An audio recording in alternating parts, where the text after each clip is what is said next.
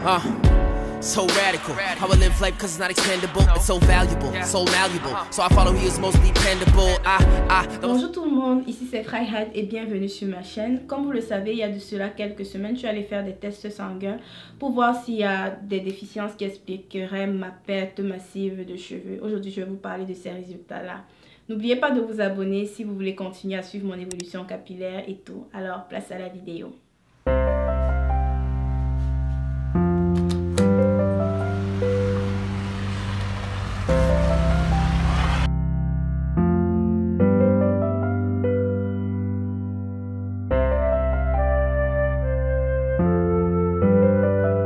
Dieu, en créant l'être humain, a fait un travail impeccable.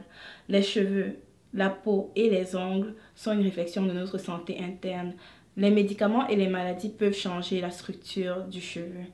Lorsque je suis allée faire mon test sanguin, le médecin a testé si j'ai assez de ferritine.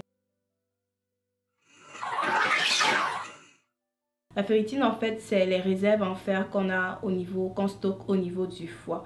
On a le fond, si on n'a pas assez de fer dans le sang, l'organisme va prendre la ferritine pour la transformer en fer et pour que ça puisse passer au niveau du sang. Selon l'hôpital juif, les réserves en ferritine doivent se situer entre 50 et 300. Mais moi, je me situe à 12 microgrammes par litre, donc je suis fortement déficiente en ferritine. Par contre, être déficiente en ferritine, ça ne veut pas dire être déficiente en fer. Parce qu'en fait, pour savoir si on est déficiente en fer, il faut faire le red blood count, c'est-à-dire qu'on va compter les globules rouges pour voir si on a une anémie ferriprive.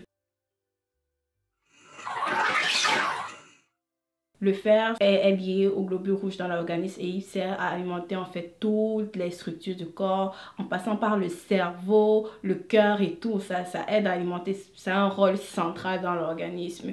Mais si vous n'avez pas assez de fer, vous croyez que le corps va prioriser quoi? Vos cheveux, votre peau ou votre cerveau? Bien sûr que le corps va prioriser le cerveau. Les cheveux sont secondaires. So, si tu n'as pas assez de fer dans ton organisme là, ton corps est intelligent. Il va d'abord penser à aller nourrir ton cerveau avant d'aller nourrir tes cheveux. Donc c'est ça qui se passe. C'est pour ça que lorsqu'on a une anémie en fer ou on a une déficience, même en réserve de fer, ça a été prouvé que même une déficiente en réserve de fer, même si tu n'es pas encore anémié, ça cause un amincissement des cheveux, ça change complètement la structure des cheveux. Ça, c'est tous les symptômes que j'avais. En plus de ça, l'anémie en fer, ça cause une fatigue chronique. Je ne sais pas si vous vous rappelez de ma vidéo que j'avais faite pour vous expliquer pourquoi je dois poster toutes les 2 semaines. Tout ça, c'est interlié en fait. C'était les symptômes de la déficience qui commençaient à se montrer parce que j'étais fatiguée comme ça. À cause de la déficience en fer, j'avais plus d'énergie. Je pouvais rester sur mon lit pendant toute la journée, à ne rien faire, à dormir. Puis je me sentais toujours aussi fatiguée. Je ne comprenais pas pourquoi j'étais toujours aussi fatiguée. Alors que c'était simplement parce que j'avais une déficience. Par contre, je sais pourquoi le médecin ne m'a pas fait un red blood count. Pour tester le red blood count, il faut tester les maladies infectieuses parce que le red blood count peut être élevé malgré qu'on ait une déficience en fer lorsqu'on a une maladie infectieuse. Donc il ne faut pas juste se lier à ça. Si vous observez un amincissement au niveau des cheveux, je vous en prie, je ne suis pas une professionnelle dans le domaine. N'allez pas en pharmacie, n'allez pas sur Amazon acheter des capsules de fer. Faites surtout pas ça. Lorsque vous avez un grand taux de fer dans votre corps, c'est très dangereux. Il y a des effets nocifs, il y a des effets secondaires qui sont associés à ça. Vous ne voulez pas avoir un taux de fer élevé dans l'organisme. Ça peut même aller jusqu'à la mort, donc ne faites pas ça. Il faut absolument aller voir votre médecin, faire des tests sanguins si vous soupçonnez que vous avez une anémie en fer ou vous avez une déficience en ferritine dans votre corps, s'il vous plaît. Lorsque on a une anémie en fer, qu'est-ce qu'il faut faire, ou une déficience en ferritine comme moi? Il faut prendre soit des suppléments alimentaires en fer ou changer son alimentation. Mais lorsque l'anémie est vraiment chronique, il faut absolument les suppléments pendant au moins 3 mois. Ça, je vous dis seulement ce que les médecins disent. Mais je sais pas, il y a certaines personnes qui sont vraiment très pro-santé qui pensent que juste avec les fruits et les légumes, on peut faire monter les levels en fer, les niveaux de fer de l'organisme au point où ça va réguler toute l'anémie et tout. Mais bref, dans une autre vidéo, je vais vous parler des suppléments alimentaires que j'ai commencé à prendre, en faire et de comment j'ai modifié un peu mon alimentation. Mais je vous dis que juste en une semaine, j'ai vu toute une différence au niveau de mon énergie, une différence au niveau de tout. Je vous dis, la fatigue chronique que j'avais était très chronique au point où je n'arrivais plus à me concentrer, même à l'école. J'étais devant le professeur parlait, mais c'est comme s'il parlait dans le vide. J'arrivais pas à me concentrer sur ce qu'il disait. C'est vrai que ça fait 3 ans que je n'ai pas mangé de viande, que je mangeais juste le poisson et les œufs. Est-ce que ma déficience est due au fait que je ne mange pas la viande? Je ne suis pas sûre. Parce que quand je vous dis que je mange le poisson et les œufs là,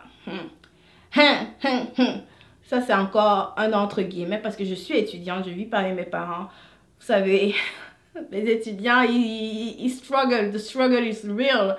Genre, le poisson que je mange là, c'est pas le bon poisson de maman là. Ce sont les poissons, je mange pas le poisson chaque jour non plus. Je ne prends pas vraiment la peine, je prenais pas vraiment la peine de faire à manger pour moi de manière consistante et tout.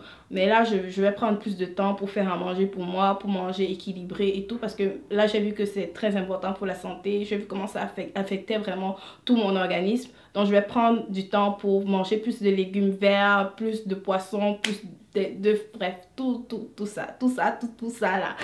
Donc, c'était ça. J'espère que ça va aider plusieurs personnes qui sont dans la même situation que moi, qui sont véganes, végétariennes ou qui mangent moins bien, qui ont des pertes de cheveux, etc. N'oubliez pas que le cheveu, avant d'être influencé par les produits que vous appliquez dessus, c'est d'abord influencé par ce que vous mettez dans votre corps. Vous pouvez appliquer le produit le plus miracle sur vos cheveux. Si votre corps ne lui donne pas les nutriments nécessaires pour croître de manière forte, là, ça va servir à rien. So, ne blâmez pas les produits très vite là, ok?